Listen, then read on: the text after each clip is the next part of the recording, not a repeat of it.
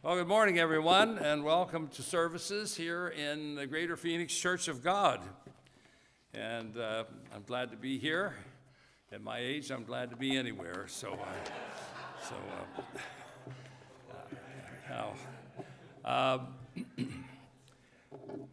While we were listening to the prayer for the sick, I had in mind, I was thinking of a dear friend and some brethren up in the area of Spanaway, Washington.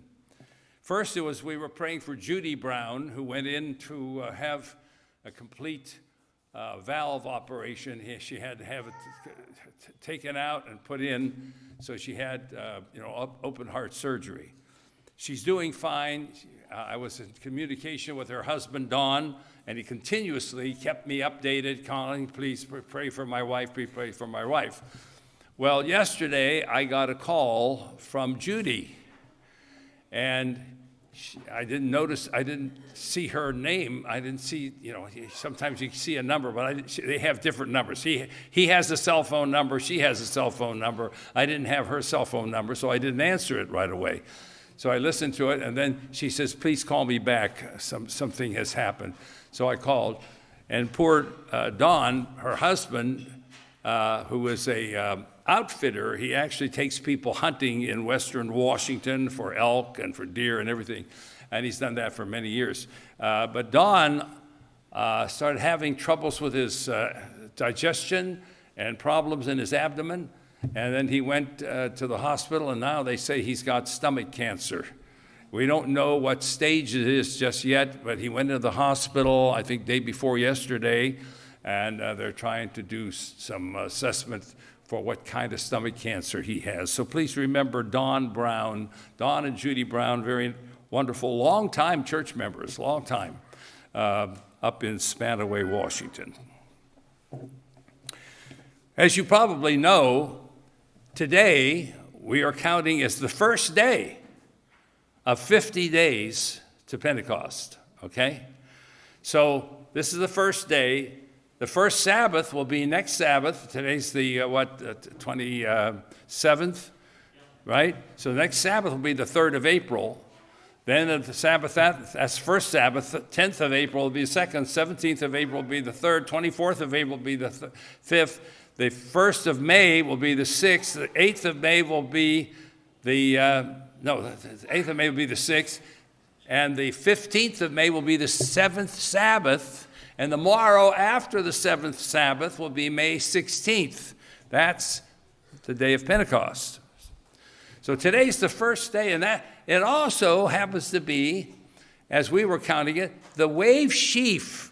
Today is the day they waved the sheaf before they could harvest all the things in the Old Testament Israel. Now, I always believed that the Old Testament could not have left out symbolism of the resurrection of Christ, which was probably the greatest event, it's probably the single greatest event in Christianity. Christ's resurrection from the dead. If he wasn't resurrected, we have no hope. If he didn't come out of the grave, he's not the Savior. So the resurrection from the dead is the greatest single event of Christianity. And today, the wave sheaf, okay, which symbolized that resurrection, symbolized it. Because you see, we had the Passover, that he was crucified, and then he was be resurrected after that. Well, last night, several things were read. We read a number of scriptures, but one of the things that was read was from Matthew chapter 28. And I'd like to call your attention to what we did last night. Matthew 26 and verse 28. Matthew 26, verse 28. For this is the blood of the covenant. This is Matthew's. For this is the blood of the covenant which is poured out for many for the forgiveness of sins. Mark chapter 14 and verse 24, similar statements. This is my blood of the covenant which is poured out for many. Luke chapter 22 and verse 20. Likewise, the cup after they had eaten, saying, "This cup is the new covenant in my blood, which will be shed for you." My blood will be shed. 1 Corinthians chapter 11, verse 25. In the same way also the cup after supper, saying, he took the cup after supper, saying, "This cup is the new covenant in my blood. Do this as you drink it in remembrance of me." So all through here we have symbols. 4 times right here in the New Testament, Jesus is saying, and the Gospels repeat it over and over. That means it's very, very, very important. The blood of the covenant. This is the covenant blood. So let's take a look, understanding the new covenant from the New Testament. In the book of Hebrews, we read in chapter 8, beginning in verse 6. "For finding fault with them," he says, "Behold, the days are coming, says the Eternal, when I will effect." In the book of Jeremiah, let me read it, Jeremiah. "Behold, the days are coming, declares the Eternal, when I will make." The Hebrew word in the Old Testament, if you look it up, make a covenant. Every time you see the words make a covenant, the Hebrew word is karath, K-A-R-A-T-H, karath. It means to cut, something. You cut a covenant. A covenant is cut, and I'll tell you why in a little bit. "Behold, the days are coming, declares the Eternal, when I will cut a new covenant with the house of Israel and with the house of Judah." So let me read it now back to Hebrews chapter 8, verse 6. Verse now 9. "Not like the covenant which I made with their fathers on the day when I took them out of the land by the hand to lead them out of the land of Egypt. For they did not continue in my covenant, and I did not care for them, says the Eternal." They did not continue. You know, one of the greatest betrayals, one of the greatest rejections is to not continue in the covenant you make with God or a covenant with anybody. You make a covenant, you better continue in it. "For this is the covenant that I will make with the house of Israel after those days, says the Eternal. I will put my laws into their minds, and I will write them in their hearts, and I will be their God, and they shall be my people. And they shall not teach everyone his fellow citizen and everyone his brother, saying, 'Know the Lord,' for they will all know me, from the least to the greatest of them. For I will be merciful to their iniquities, and I will remember their sins no more." Verse 13, "When he said a new covenant," this is now Paul writing in the book of Hebrews, "when he said a new covenant, he has made the first obsolete.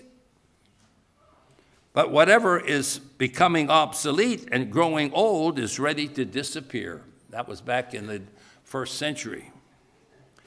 So Hebrews is talking about this new covenant, quoting from Jeremiah, a new covenant he's going to make. Who's he making this new covenant with?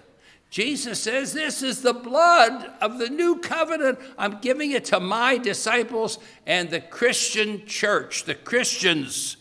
If you take the blood and the bread, the wine and the bread, he's made that covenant with you. If you took the wine and the bread. Now, even the first covenant had regulations of divine worship and the earthly sanctuary. This is Hebrews 9, verse 1. Now you drop down to verse 11. "And when Christ appeared as a high priest of good things to come, he entered through the greater and more perfect tabernacle, not made with hands."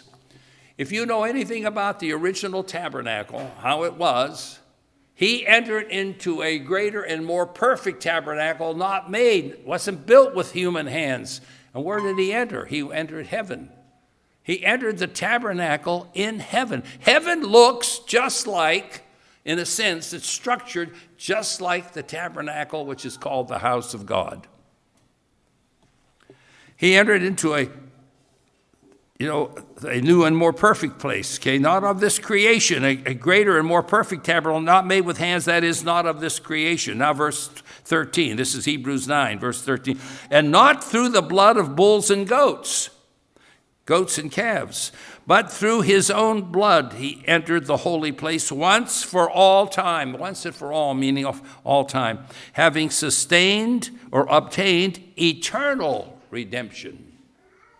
For if the blood of bulls and goats and the ashes of a red heifer sprinkling those who have been defiled sanctify to the cleansing of the flesh, how much more will the blood of Christ, who through the eternal Spirit offered himself without blemish to God, how much will that cleanse your conscience from dead works to serve the living God? For this reason, he is the mediator of a new covenant, so that since the death that has taken place for the redemption of the transgressions that were committed under the first covenant, those who have been called may receive the promises of eternal inheritance. For where a covenant is, now in the New Testament, there's the Greek word for covenant. The covenant in the New Testament is called diatheke, and it has to do with, it's both a covenant and a will. It's both a promise and a will. So just like you take out a will, you said, well, upon my death. So the New Testament is telling you here, verse 14, where a covenant is, a diatheke is, where this will is, there must of necessity be the death of the one who made it. For a covenant is valid only when men are dead. That's the kind of the new covenant was based on that will. For it is never in the form of, in other words, for it's never in force while the one who made it lives. I had a cousin, my first cousin, his dad said, when I die, you're going to have this farm, you're going to have this house. So he decided he would go down, he was going to construct, but when he went down to the farmhouse, his dad was already having it rebuilt, redone, and was renting it out to some people. Well, he got all upset. He said, well, I thought this house was mine, and you were going to give this to me, and so on. He was ready to move into it, and his dad said, no, I'm renting it out. So my cousin, he was the first cousin with the same name as I'd have. His name was David. So the last name was Antion, too. But he has his middle name was Roger, David Roger, after his mother's maiden name. And so he goes to my dad, and he's complaining. He said, well, my dad told me I could have that house, and now he's using it. And my dad, David, he said, it's your house after he dies. He didn't die. It's still his. You can't take it away. He's not dead. So that's what the new covenant is saying here. And the covenant is only effective, must of necessity be the death of the one. The covenant is only valid when the person who made it is dead. Therefore, even the first covenant was not inaugurated without blood. All covenants are inaugurated and enforced with blood. And when every commandment has been spoken by Moses to all the people according to the law, he took the blood of the calves and the goats and the water with wool and hyssop and sprinkled them on the book of the law in itself and all the people, saying, this is the blood of the covenant which God commanded you. Now, in the Old Testament, that's what he did. He took all the blood of the animals. And in the same way, he sprinkled both the tabernacle and all the vessels and the ministry with the blood. And according to the law, one might say all things, almost, you might say almost, you can almost say all things are cleansed with blood, and without the shedding of blood there is no forgiveness. You could almost say that, but they were allowed, if you were very, very poor and you came to the Old Testament tabernacle and you wanted to bring something for a sin offering, you could bring, if you were very poor and you had no animals, you had no pigeons, you had no thing, you could bring a meal offering. They would accept that. That's the one exception. If you're extremely poor, they would allow you to bring a meal offering. Otherwise, everything had to be a shedding of blood. Therefore, he says, and without the shedding of blood, there was no forgiveness. Therefore, it was necessary, listen to this phrase, for the copies of the things in heaven to be cleansed with these animal bloods, this animal blood. The tabernacle, the altar of burnt offerings, all the things on earth that Israel had were copies of what is in heaven. And now he says, it was necessary for the copies of the things in heaven to be cleansed with these, meaning the blood of bulls and calves and so on. But the heavenly things themselves with better sacrifices than these. What are the better sacrifices than these others? Christ's blood. Christ's blood not only cleanses us, it's the blood of the covenant, it cleanses the heavenly things themselves. Now, what are we talking about when we talk about a covenant? The Bible talks about several kinds of covenants. There's a covenant between equals. You and I make a covenant. We're equals. We can make a covenant. There's a covenant between God and man. God made a covenant, with Noah. God made a covenant with Abraham. God made a covenant with Israel, the whole nation, and God made a covenant with David, particular David. I'm going to make a covenant. You will always be on the throne. I will, your children will inherit the throne. And what is the throne called? The throne of David. Who's coming back? Jesus Christ is coming back to sit on the throne of David.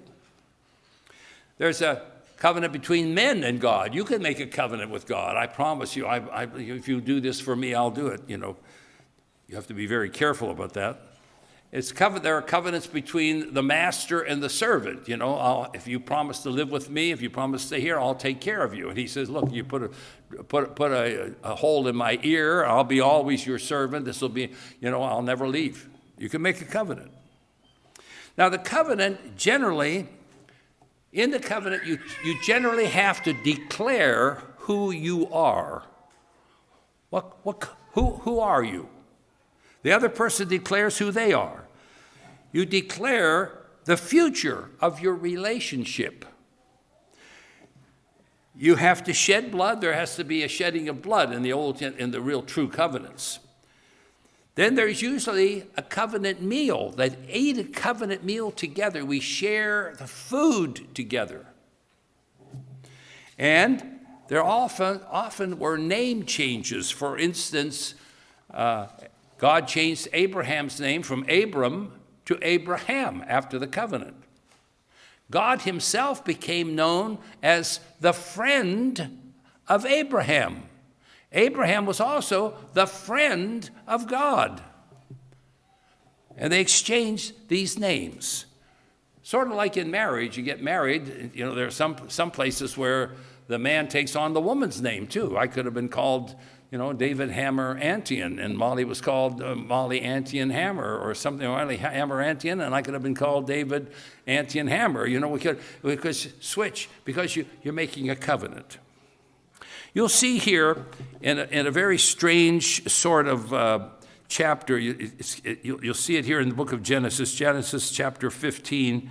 I'll just read you some of it here, the first few verses. Genesis 15, God asks Abraham to get some food, but get some animals. But look at the beginning verses here. Genesis 15. After these things, the word of the Lord, the Eternal, came to Abram in a vision, saying, "Do not fear, Abraham." Listen to this way he's declared. "I am a shield to you." He's already declaring what he is. It's the covenant now. "Your reward shall be very great. Abraham says, O Lord eternal, what will you give me, since I am childless, and the heir of my house is Eliezer from Damascus? And Abraham said, since you have given no offspring to me, no one born in my house, is my heir. Then who's going to be my heir? And behold, the word of the Eternal came to him, saying, this man will not be your heir, but one who will come later, will be your heir. Now you drop down, and God asks him, you want you to go and get some animals. And he says in verse 8, he said, O Lord eternal, how may I know that I will possess this? How am I going to know? Your promise is good that I'm going to possess this land. He said to him, bring me a 3-year-old heifer, in verse 9, and the 3-year-old female goat, in verse 9, and 3-year-old ram, and a turtle dove, and a young pigeon. And he brought all these animals to him, and he cut them there in two. And he laid each half on the opposite of the other. You cut it, here's one half, here's one half. And he said he did not cut the birds. He didn't cut, they're too small, but he cut the animals. And the birds of prey came down upon the carcasses, and Abraham drove them away. Now, when the sun was going down, a deep sleep fell upon Abram, and behold, terror and great darkness fell upon him. God said to Abraham, know for certain that your descendants will be strangers in a land that is not theirs, where they will be enslaved and oppressed for 400 years, and I will also judge the nation who does this to them. Afterward, they will come out with many possessions. As far as you shall go to your fathers in peace, and you will be buried at a good old age.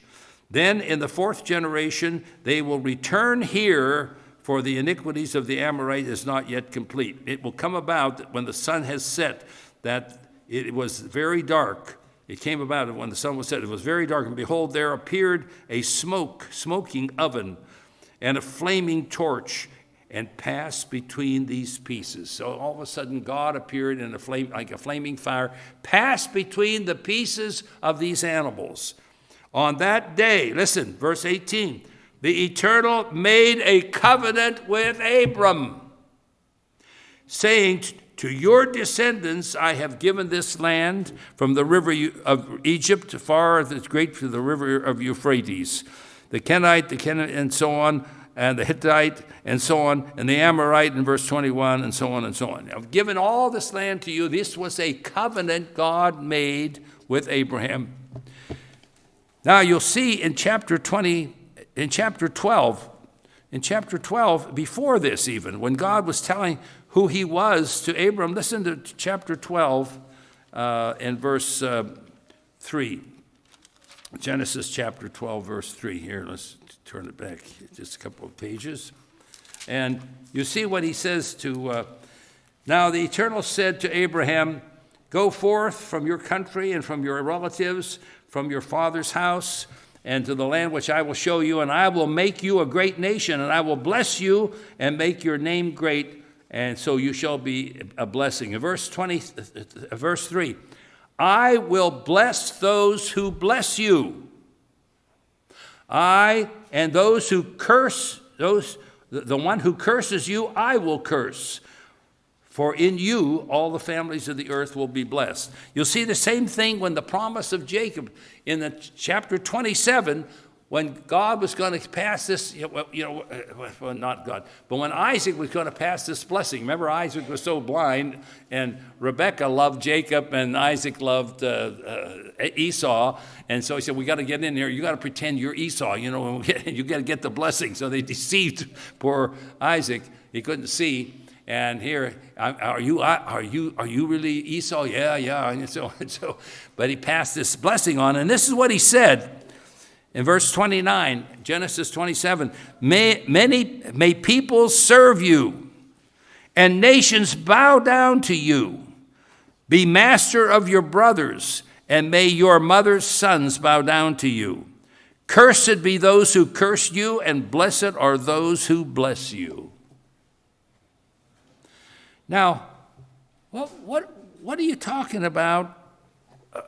Blessed are those who bless you, curse. God is with you. You make a covenant.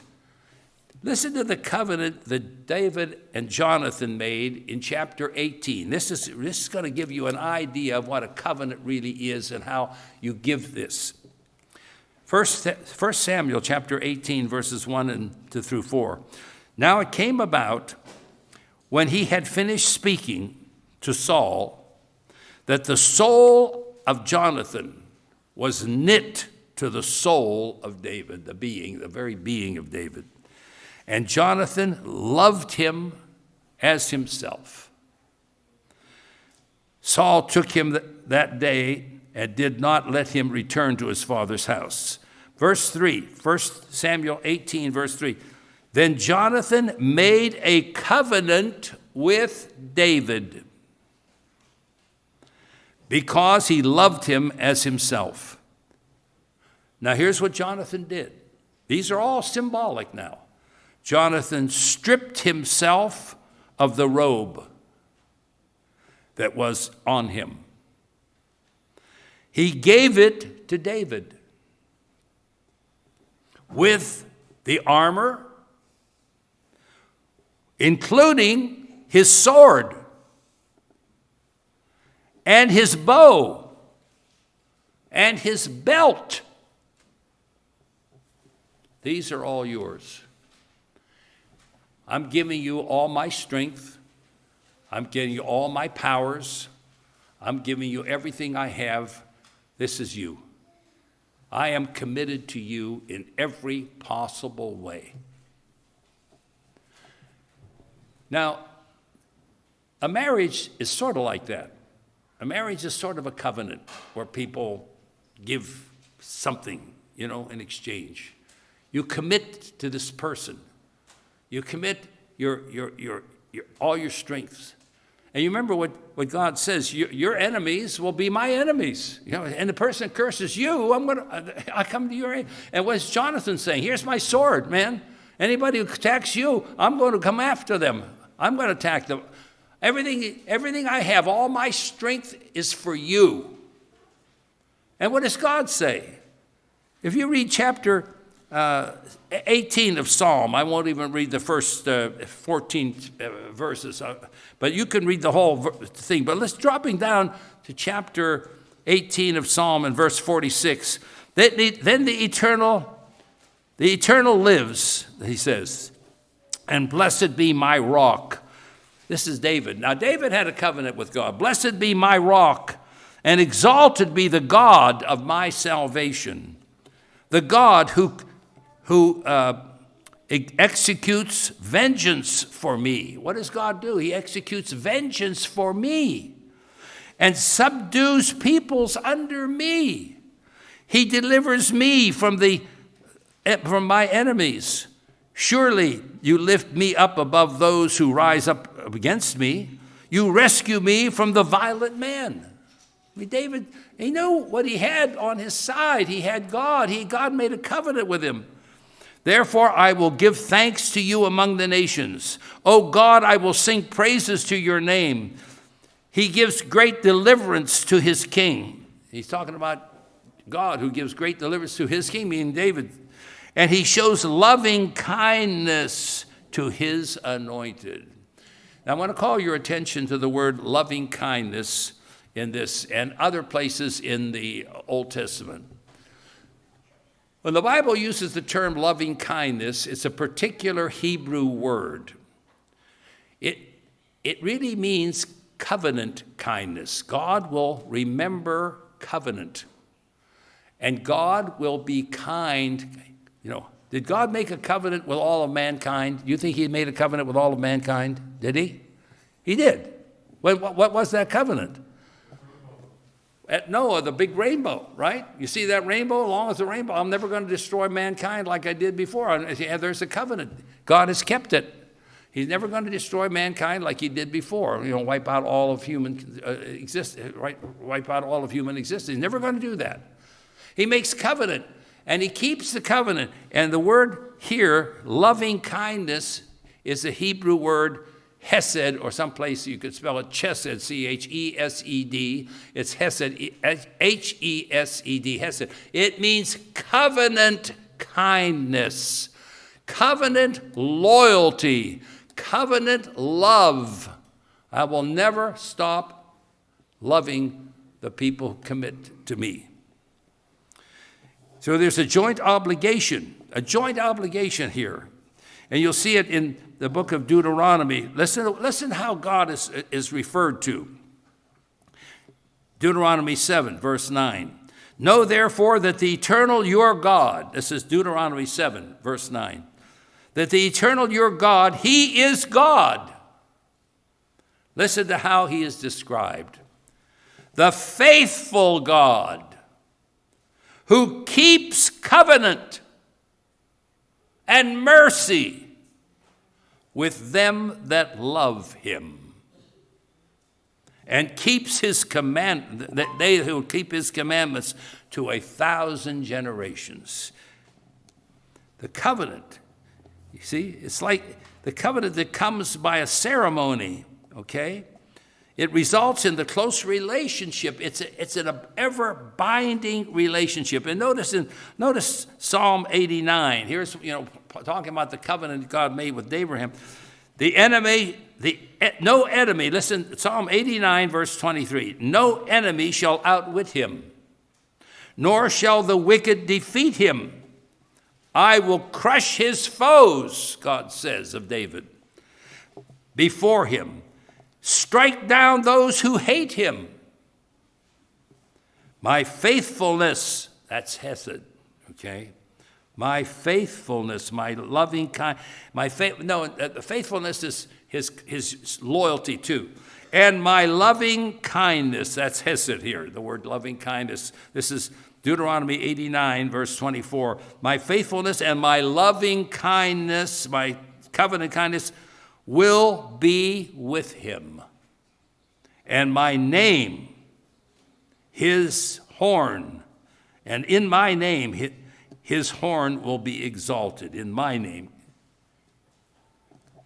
David is God's anointed, and God is David's, God, my eternal in whom I trust. He's my God. So it's covenant. Now, marriage is like that. Nobody had to like my wife. You didn't have to like her. Nobody has to like her. I don't know why it wouldn't, but you don't have to like her. But don't tell me you don't like her, see? If you tell me while she was living, I don't like her, then I don't like you, see? You see how it works? It has, because we're in a covenant. My wife and I are in a covenant. Her enemies become my enemies. If people don't like her, I don't like them. When she took me to meet an aunt years ago after we were married a few years, we went to see her Aunt Murby. She hadn't seen her for a while. And she said, Aunt Oma. She said, Aunt Oma was so good to me. She was well, as soon as I heard that Aunt Oma was good to her, as soon as I met Aunt Oma, I liked her. I respected her. You were good, you're good. To those who bless you, I will bless. To those who curse you, you remember what God says, I will curse. So you're in a covenant. Marriage is like a covenant, okay? And that covenant has to be kept. What is God called, okay? God, we just read this part here. Look at Genesis chapter 20 and verse 13. It came about, now this is the covenant, it's a marriage covenant, okay? But listen to what Abram does. Abram, he's going around, he had this beautiful wife, Sarah. She was evidently gorgeous, and she was gorgeous into her 70s and 80s. And Abram was scared to death men were going to, knock him off and take her. So he was, if they think you're my husband, if they think I'm your husband, they're going to knock me off. They're going to kill me and try to take you. So what does he do? Chapter 20 of Genesis. And it came about when God caused me to wander from my father's house, that I said to her, he said to Sarah, this is the kindness, the hesed. Now, I want you to be loving kindness. We're in a covenant. This is the hesed which you will show me. You show me this kindness because we're married, you know. Everywhere we go, you say of me, he's my brother. Don't say he's my husband. Everywhere you got to promise me this because we're in a covenant kind. Everywhere we go, and somebody says, "Who is he?" You say, "He's my brother." I don't want him to knock me off for you because you're so beautiful and everything. I don't want to be killed. So you see there, and you'll see even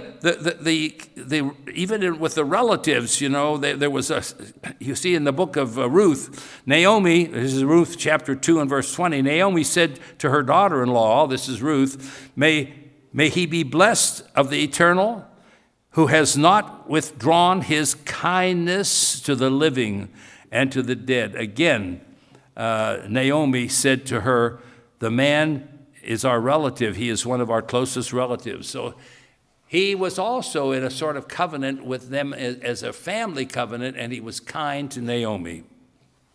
All right? So you have these statements.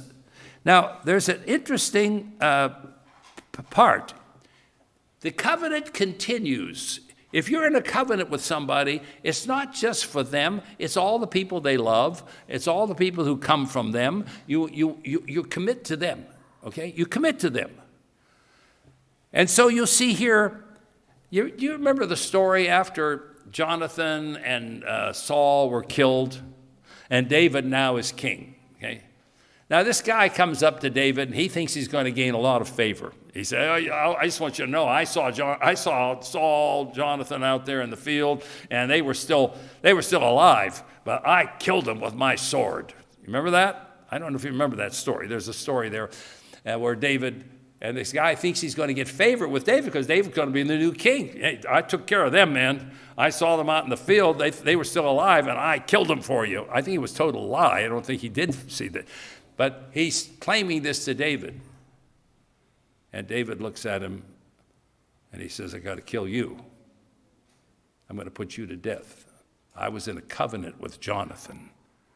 You killed Jonathan, you die. And David killed him. Now, on the contrary, I want to read you chapter 9 of 2 Samuel. 2 Samuel. This is after David now is installed as king. David is the king. Chapter 9 of 2 Samuel. And this is what David said. Listen to how, what a guy who is committed to a covenant means.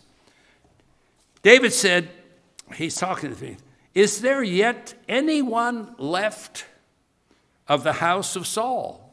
You know, a lot of people were killed in the house of Saul. But David wants to know, I want to know if anybody's left, because he was in covenant with Jonathan. And he wants to know, you know, Jonathan was his Saul's son, and he wants to know does he have any cousins? Is there anything left of the house of Saul? Listen to this phrase, that I may show him hesed, kindness, for Jonathan's sake. I'm in a covenant with Jonathan. I want to know if there's anybody left of the house. I'll show him kindness. That's the hesed. That's covenant kindness. It's covenant loyalty. I want to show him this kindness for Jonathan's sake. Now there was a servant of the house of Saul whose name was Ziba, and they said to him, to David and the king, and to him, are you Ziba? Yes. He said, I am your servant. And the king said, well, is there anyone left of the house of Saul? This is in verse 3, to whom I may show this kindness, the hesed of God. And Ziba said to him, there is still a son of Jonathan. Jonathan had several, you know, in those days you're allowed to marry several women. So there is still a son who's crippled in both feet. He can't walk. So the king said to him, where is he? And Ziba said to the king, behold, he's in the house of Machir, the son of Amiel, and so on. Verse 5, then King David sent and brought him to the house, from the house of Machir, and said to him, his name was Mephibosheth, and the son of Jonathan, the son of Saul. So he's Saul's grandson, Jonathan's son. He came to David, he fell on his face, and he prostrated himself, because he knows now the house of Saul has gone. They're no longer in the kingship. David is now king. He comes and he falls before David, because David is now the ruler, undisputed king of Israel. And David said to him, and he said to David, here's your servant. And David said to him, do not fear. He's scared. For I will surely show kindness, hesed, to you, for the sake of your father Jonathan. I'm in a covenant with Jonathan. I will always honor it. This is the kind of guy David was. I will honor it. And will restore to you all the land of your grandfather Saul. And you shall sit at my table regularly. You're going to come in here and eat with me in the king's house. You're going to eat the king's food regularly.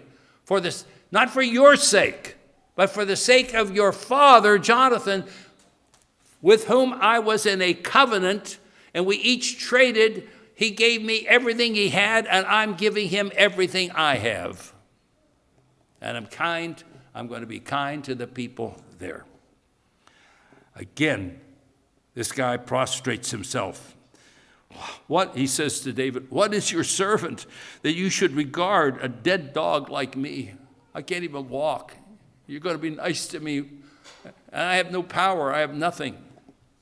Then the king called Saul's servant, and he said to him, all that belonged to Saul and to his house I have given to your master's grandson. You and your sons and your servants shall cultivate the land for him, and you shall bring the produce so that your master's grandson may have food and serve, and so on. So his master's grandson will eat regularly at my table. And so you see that he did. The young man started coming, and he ate regularly at David's table. He was lame in both feet. So you see, so David, the covenant extends beyond. Now, what did Jesus do? What did Jesus do? On the night in which he was betrayed, he gets up from the table. He lays aside his garment. He now takes a pan, and he starts to wash the disciples' feet. He is saying, I am in a way your servant, and I'm going to be with you. I'm going to make this covenant with you. I'm giving you servant, and I'm going to show you that you need to serve just like I'm serving you. I'm in a covenant. And Jesus now here's the question. You did sing a song up here. Jesus is all in us. Jesus is all in us. You eat my flesh, you drink my blood. I'm in a covenant. And what does the scripture say in Hebrews? I will never leave you or forsake you, ever. He's with us to the very end. And what kind of a God is God? Do you want to know what kind of a God he is? Let me read you some passages.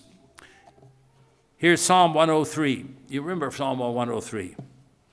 But the loving kindness of the eternal, that's his covenant loyalty, is from everlasting to everlasting on those who fear him, and his righteousness to their children's children. Psalm 52, verse 8. But as for me, David says, I am a green olive tree in the house of God. I trust in the loving kindness of God forever. The hesed. I'm trusting in the covenant loyalty of God forever and ever. That's the kind of God is. Psalm 136, I'm not going to read it all. After every verse, for his loving kindness is everlasting. After every single verse of the 26 verses, every verse says, for his loving kindness, his hesed, his covenant loyalty is everlasting. They praised God for his covenant loyalty. And listen to Micah chapter 7, verse 18. Who is a God like you, who pardons iniquity and passes over the rebellious act of the remnant of his possession? He does not retain his anger forever because he delights in hesed, and it's translated in the New American Standard Version, his unchanging love. His love never changes. His love never goes away.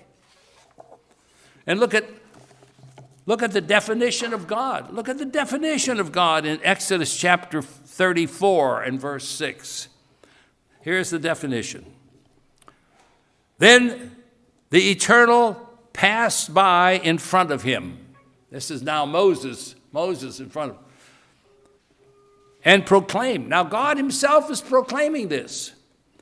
The Eternal, the ever-living God, compassionate and gracious, slow to anger, and abounding in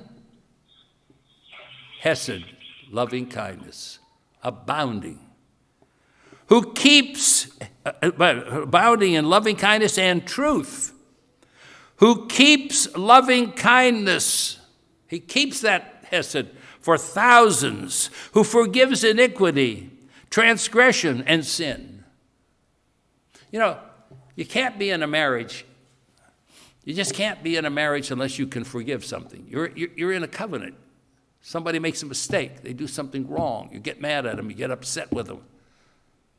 If you can't forgive that, if you can't get over that, if you can't get by that, you can't be in a covenant. Nobody can be in a human covenant. And even when we're in a covenant with God, what does he do? We ask God to forgive us our sins, forgive us our debt as we forgive others their debts. And God, because of his kindness, his loving kindness, his covenant kindness, you made a covenant. I'll always be with you. I will defend you. I will help you. I will give you the strength. I will stand by you. Now, we don't always get all the answers. Sometimes we have to be suffering. Christ was perfected through the suffering. And he was made perfect through suffering. Suffering gives you a thing that nothing else can do. Sometimes suffering is a thing of your character that nothing else will replace. Yes. Who keeps loving kindness with thousands, who forgives iniquity and transgression and sin, yet he will by no means leave the guilty unpunished, visiting the iniquity of the fathers upon the children to the third and fourth generation of those that hate him, Psalm 98 and verse 3. He has remembered his loving kindness and his faithfulness to the house of Israel. He's remembered the covenant kindness. All the ends of the earth have seen the salvation of the Eternal. See, they made a covenant with God. What did they do? They drank, they ate. What did we do? Jesus offered us the bread, the wine. He declared who he was by his foot washing. His blood, his own blood, shed for the sins of the world. And he was the Passover lamb to forgive us. We had a covenant meal. What does 1 Corinthians say? The bread which we eat, is it not, the body of Christ? The wine which we drink, is it not the blood of Christ? So symbolically, he's made a covenant with us. And all the people who come to Christ through our words, through the apostles' words, we are those who've come now You remember the statement in John 17? I in them and you in me, that they may be one in unity like us. And then he said, I pray not only for these, but for those who come through their words. I'm praying not only, I want to pray for those who come through their words. So the covenant extends to other people, okay? And if you do it to me, you remember this parable? He gave this parable of the sheep and the goats, and he's, no, not the parable of the sheep and goats. The parable where he talks about, he says, I will say to them, come ye blessed of my Father, inherit the kingdom prepared for you. And they say, why? And he said, well, when I was thirsty, you gave me drink. When I was hungry, you gave me food. When I was sick and in prison, you came to see me.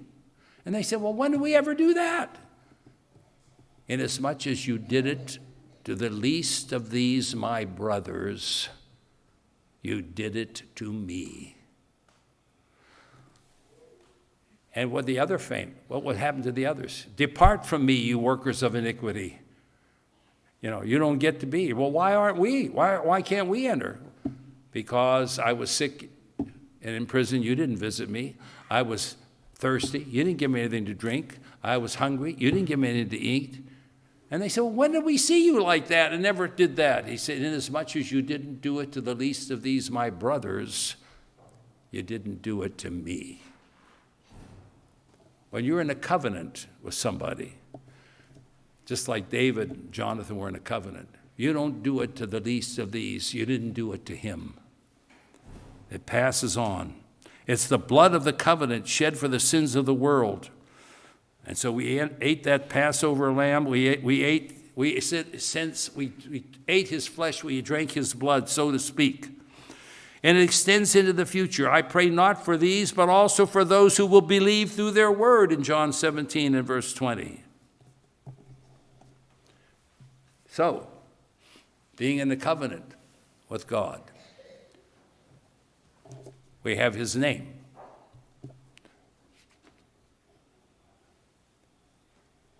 And I hope I can just say this beautifully. I would like to hear the words, and I hope it's your name. David Antion, Christian.